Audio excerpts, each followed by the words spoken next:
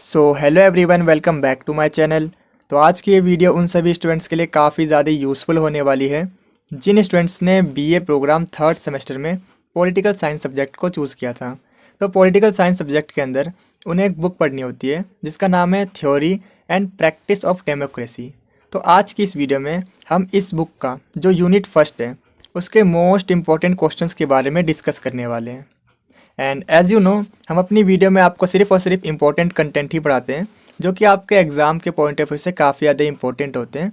Basically जिन topics से आपके exam में जर्नली क्वेश्चन देखने को मिलते हैं। एंड इसके अलावा आज की इस वीडियो में हम जानेंगे हमें अपने आंसर्स को एग्ज़ाम में किस तरह से प्रेजेंट करना चाहिए सो दैट हम अच्छा स्कोर कर सकें अपने एग्ज़ाम में। तो बिना टाइम वेस्ट करते हुए हम बढ़ते हैं अपने वीडियो की तरफ। तो वीडियो में आगे बढ़ने से पहले अगर मैं आपको बताऊं, यूनिट फर्स्ट जिसका नाम है ओरिजिन ऑफ द आइडिया यानी विचारों की उत्पत्ति, इस पूरी यूनिट में आपको क्या जानने को मिलेगा, यानी इस पूरी यूनिट के अंदर आपको किन टॉपिक्स को अच्छे से कवर अप करना है। क्योंकि जनरली कुछ टॉपिक्स होते हैं जो कि काफ़ी ज़्यादा इंपॉर्टेंट होते हैं और उन्हीं टॉपिक्स से आपके एग्जाम में क्वेश्चन देखने को मिलते हैं। तो जैसे कि आप चेक कर पाओगे यूनिट फर्स्ट के अंदर इसमें काफ़ी सारे टॉपिक्स हैं या फिर आप इन्हें चैप्टर्स कह सकते हो, और इन्हीं में से आपके एग्जाम में क्वेश्चन देखने को मिलते हैं। जो पहला टॉपिक है प्राचीन यूनान और भारत, दूसरा है आधुनिक विकास, तीसरा है प्रक्रियात्मक एवं मौलिक यानी तात्विक विवरण, और चौथा आएगा समकालीन नव परिवर्तन। तो इस पूरी यूनिट के अंदर आपको किन टॉपिक को अच्छे से कवर अप करना है, ये वो टॉपिक है चार, जिसके अंदर सबसे पहले हम समझेंगे लोकतंत्र की उत्पत्ति के बारे में, यानी लोकतंत्र की स्टार्टिंग कैसे हुई इसको समझेंगे। इसके बाद प्राचीन ग्रीस में लोकतंत्र की विशेषताओं, उसके फीचर्स को जानेंगे, क्योंकि जो लोकतंत्र की स्टार्टिंग हुई थी वो ग्रीस में हुई थी, और उसके फीचर्स क्या कहते हैं उसके बारे में समझेंगे। इसके बाद हम जानेंगे लोकतंत्र का किस तरीके से विकास हुआ, उसकी विशेषताओं के बारे में, जो आधुनिक लोकतंत्र है उसके बारे में समझेंगे। एंड इसके अलावा आपसे एग्जाम में पूछा जाता है प्रक्रियात्मक और तात्विक लोकतंत्र के बीच अंतर बताइए, या तो आपसे एग्जाम में पूछा जा सकता है तात्विक लोकतंत्र पर टिप्पणी लिखिए या फिर प्रक्रियात्मक लोकतंत्र पर टिप्पणी लिखिए। यानी नीचे के जो क्वेश्चन है इसमें बेसिकली आपको एग्जाम में दिया जाता है शॉर्ट नोट लिखने के लिए। तो चलिए एक एक करके समझते हैं। सबसे पहले हम बात करेंगे अभी तक आपके एग्जाम में किस किस टाइप से एग्जाम में क्वेश्चन पूछे गए हैं, किस किस लैंग्वेज में पूछे गए हैं, उन्हें समझ लेते हैं। तो जैसा कि आप स्क्रीन पर चेक कर सकते हो, ये आपका पहले टाइप का क्वेश्चन है जो कि मैंने आपको दिखाया है। इसमें आपसे पूछा जा रहा है लोकतंत्र की उत्पत्ति पर प्रकाश डालिए, या फिर आपसे एग्जाम में पूछा जा सकता है लोकतंत्र के मूल विचारों के विकास और अमेरिकी और फ्रांसीसी क्रांतियों के योगदान पर चर्चा कीजिए, यानी इन्होंने क्या योगदान दिया है उसके ऊपर बताइए। या फिर आपसे एग्जाम में पूछा जा सकता है लोकतंत्र से आप क्या समझते हैं, क्या तात्पर्य है, एक विचार के संदर्भ में लोकतंत्र का अर्थ स्पष्ट कीजिए। अगर आप इन सभी क्वेश्चन को पढ़ोगे तो आप एक कंक्लूजन पर पहुंचोगे। इन सभी क्वेश्चन में बेसिकली हमसे लोकतंत्र की उत्पत्ति के बारे में पूछे जा रहे हैं। और चलिए अब हम समझते हैं हमें अपने आंसर को एग्जाम में किस तरह से प्रेजेंट करना है।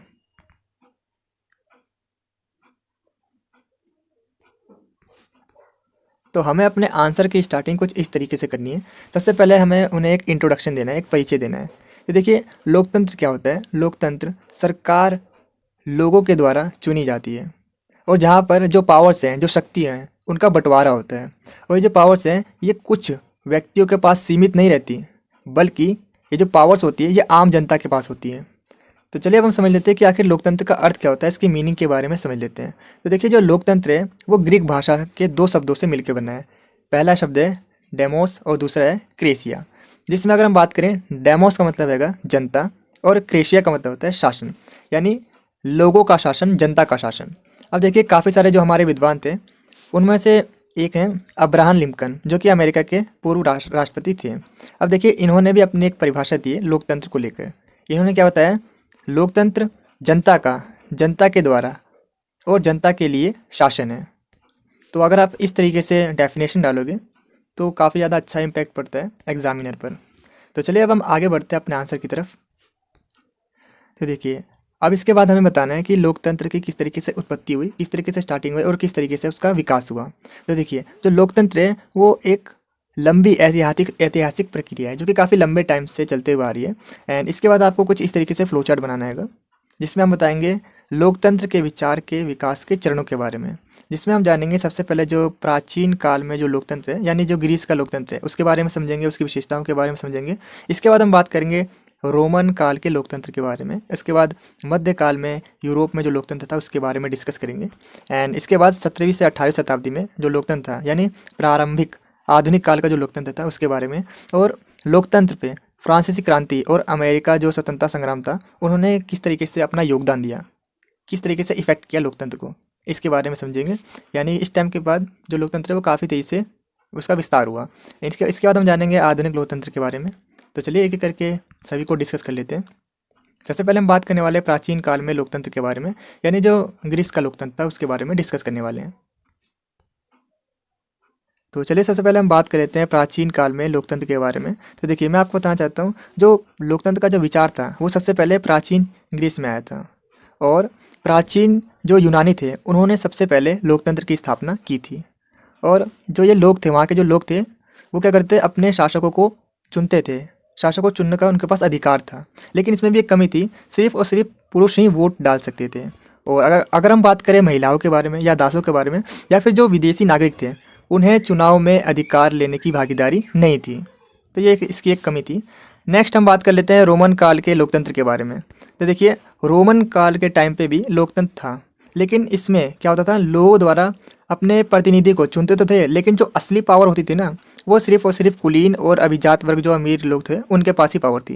यानी यहाँ पर आप कह सकते हो नाम मात्र का एक लोकतंत्र था, लेकिन हम कह सकते हैं रोमन काल के टाइम भी लोकतंत्र था। नेक्स्ट हम बात कर लेते हैं मध्यकाल में यूरोप में जो लोकतंत्र था उसके बारे में। तो देखिए इस टाइम पर क्या था, राजा और सामंतों का शासन था यहाँ पर। लेकिन इंग्लैंड में 1215 में एक घटना हुई थी जिसका नाम था मैग्रो-कोर्टा।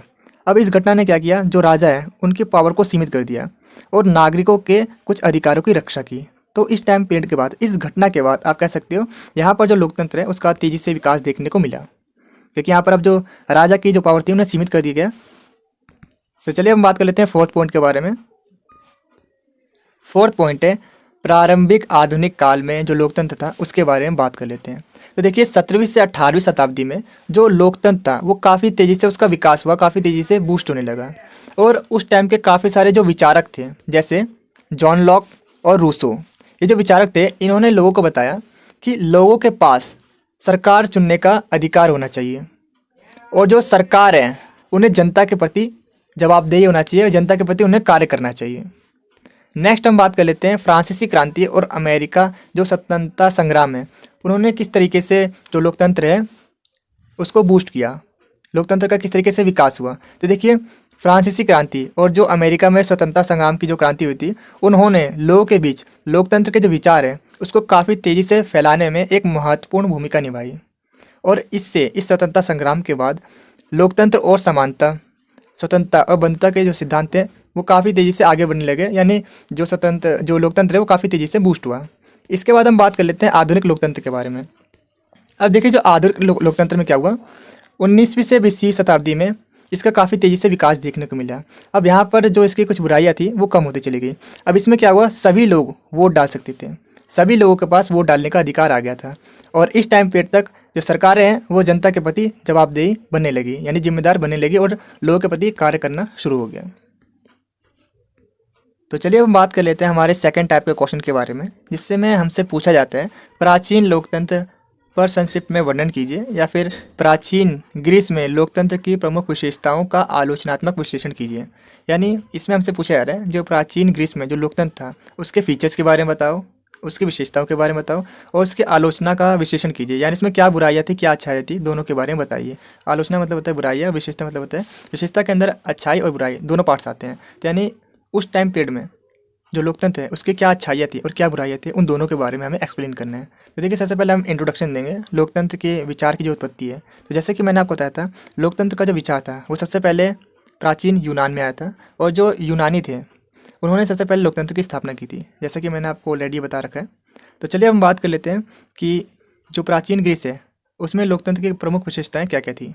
तो देखिए इसमें सबसे पहला पॉइंट है हमारा प्रत्यक्ष लोकतंत्र। तो देखिए इस टाइम पीरियड पर जो लोकतंत्र था उसकी क्या विशेषताएं थी। इसमें जो लोग थे वो सीधे तौर पर राजनीति में भागीदारी ले सकते थे, उनके पास इसका अधिकार था। और इसके अलावा वो कानून बनाने में, युद्ध की घोषणा में, इन सभी में प्रत्यक्ष रूप से भागीदारी ले सकते थे और उन्हें के पास वोट डालने का अधिकार था। लेकिन अब अगर हम इसके आलोचना वाले बिंदु के बारे में बात करें तो देखिए जो अधिकार थे ये सिर्फ और सिर्फ सीमित थे, यानी सिर्फ और सिर्फ पुरुष ही वोट डाल सकते थे जो कि 18 साल से ऊपर थे, और जो महिलाएं हैं या दास हैं या जो विदेशी निवासी है उनके पास ये अधिकार नहीं थे, यानी जो अधिकार थे वो सीमित थे। ये इसके एक नेगेटिव पॉइंट आप कह सकते हो। नेक्स्ट पॉइंट है न्यायपालिका का चयन। तो देखिए इस टाइम पीरियड पर क्या होता था, एथेक्स के जो लोग थे वो अदालत में न्यायाधीश के रूप में काम करने का उनके पास अधिकार था, और जो न्यायाधीश बनते थे ये आम लोगों के द्वारा चुने जाते थे। यहाँ पर इसका एक पॉजिटिव पॉइंट है। लेकिन अब इसका नेगेटिव पॉइंट क्या आएगा कि जो न्यायाधीश बनता था उसको ज़रूरी नहीं है उसके पास किसी विशेष कानून या योग्यता की आवश्यकता नहीं है, यानी कोई भी बन सकते हैं। और काफ़ी बार क्या होता था, जो अज्ञानी व्यक्ति है वो बन जाता है न्यायाधीश, तो क्या वो सही डिसीजन ले पाएगा? नहीं ले पाएगा। तो ये इसका एक नेगेटिव पॉइंट है। तो नेक्स्ट पॉइंट है हमारा निर्णय प्रक्रिया में सभी की भागीदारी। अब देखिए क्या बात है, इसकी जो विशेषता है, एथिक्स के जो सभी लोग थे वो सरकार के फैसले में सीधे अपना मतदान कर सकते थे। अब इसका नेगेटिव पॉइंट क्या है, इसमें टाइम काफ़ी ज़्यादा लगता था। जैसे कि आपको पता है लोकतंत्र की एक कमी भी है कि डिसीजन में काफ़ी ज़्यादा स्लो है, तो ये इसका एक नेगेटिव पॉइंट था उस टाइम पर भी, और इस टाइम पर भी ये नेगेटिव पॉइंट ही है।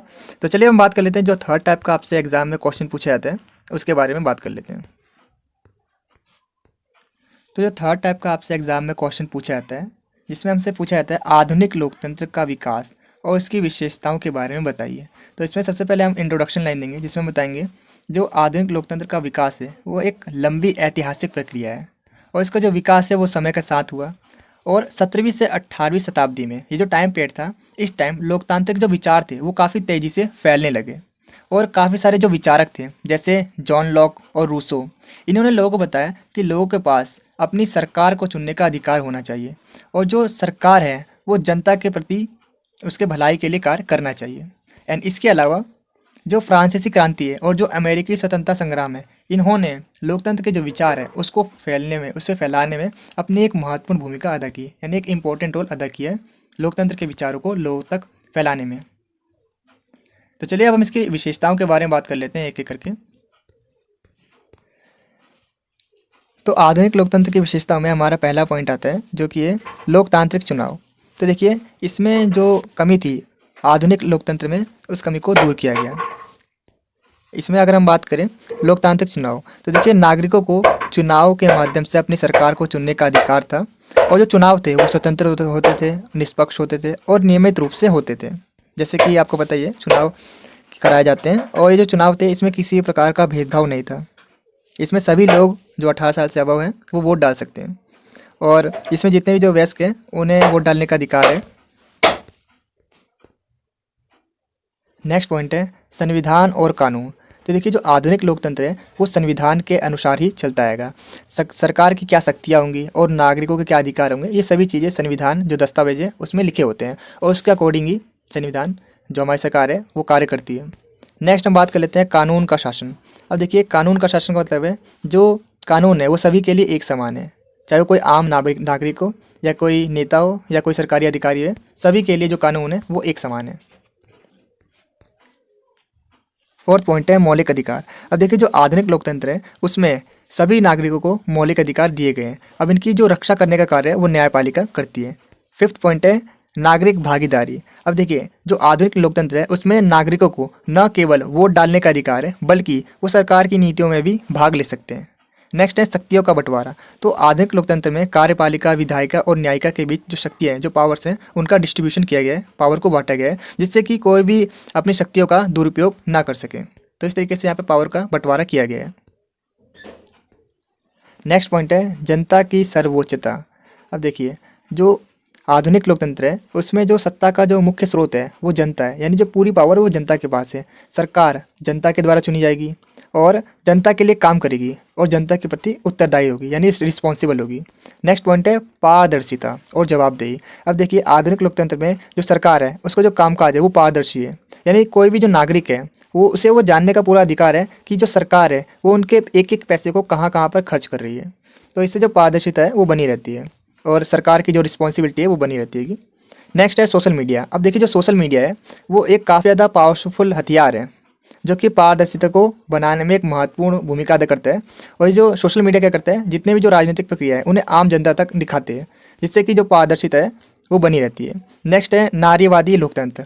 अब देखिए जो नारीवादी लोकतंत्र है वो इस चीज़ पे बल देते हैं कि जो महिलाओं की भागीदारी है उसके महत्व पर बल दिया जाता है नारीवादी लोकतंत्र में। तो चलिए हम बात कर लेते हैं 4 टाइप के क्वेश्चन के बारे में, जिसमें हमसे पूछा जाता है प्रक्रियात्मक और तात्विक लोकतंत्र के बीच अंतर।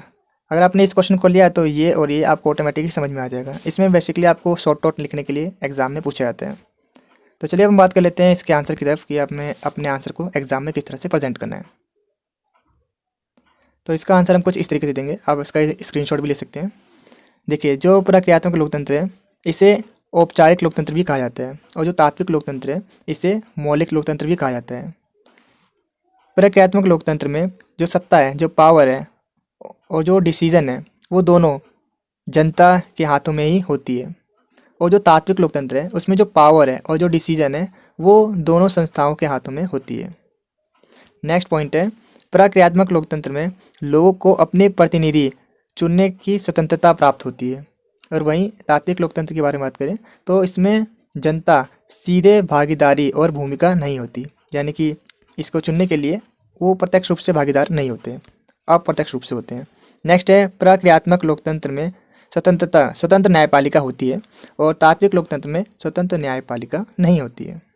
नेक्स्ट पॉइंट है प्रक्रियात्मक लोकतंत्र में जनता की सहमति और इच्छा से सरकार बनती है, और तात्विक लोकतंत्र में सरकार जनता द्वारा नहीं बनी होती है। तो इस तरीके से ये इसके कुछ पॉइंट्स हैं, इनके बीच डिफरेंस है, आप स्क्रीनशॉट ले सकते हो। और अगर आपको ये वीडियो यूज़फुल लगे तो प्लीज़ इस वीडियो को ज़्यादा से ज़्यादा लाइक, शेयर एंड सब्सक्राइब कीजिए, क्योंकि हमें इससे मोटिवेशन मिलता है आपके लिए ऐसी और वीडियोज़ को बनाने के लिए। Thanks for watching this video. मिलते हैं आपसे एक अगली वीडियो में।